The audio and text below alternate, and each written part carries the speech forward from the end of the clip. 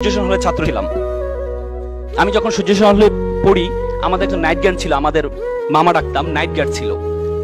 তিনি সারা রাত ধরে ডিউটি দিতেন, সকালে পিঠা বিক্রি করতে। তা আমি বললাম, মামা আপনি সারা রাত ধরে ডিউটি দেন, সকালে আবার পিঠা বিক্রি করেন, আপনি ঘুমান কখন?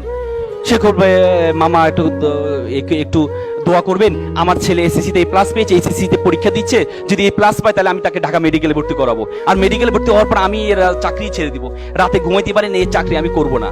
আমি বললাম ফাইন।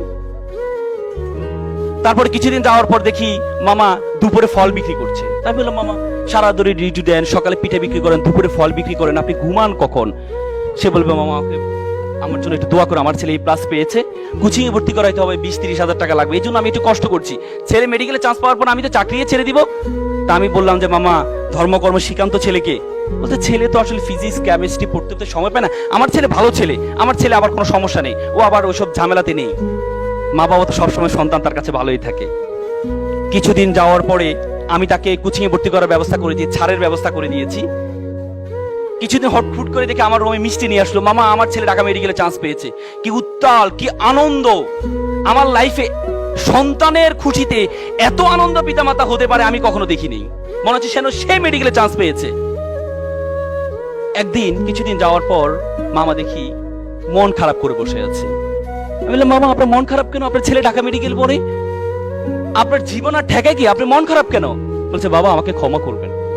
কি হয়েছে মামা?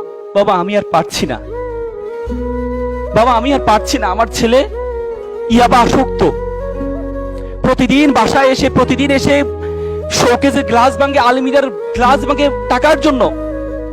বাবা আমি বিশ্বাস করেছিলাম আমি যখন অসুস্থ হব আমার ডাক্তার ছেলে আমাকে সুস্থ করবে, আজকে আমি সুস্থ মানুষকে আমার ছেলে অসুস্থ বানিয়ে দিচ্ছে। এমন ডাক্তার ছেলে তো আমি চাইনি।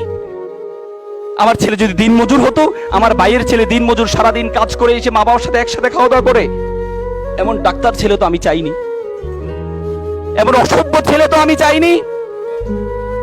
With due respect to our guardians, আমি আপনাদেরকে সম্মান রেখে বলছি, আপনি আপনার ছেলেকে ডাক্তার বানালেন, ইঞ্জিনিয়ার বানালেন, কোনো কাজে আসবে না যদি আপনার ছেলের মধ্যে ধর্মীয় জ্ঞান না থাকে। এই ছেলে ভয়ঙ্কর আকার ধারণ করবে, ভয়ঙ্কর আকার ধারণ করবে।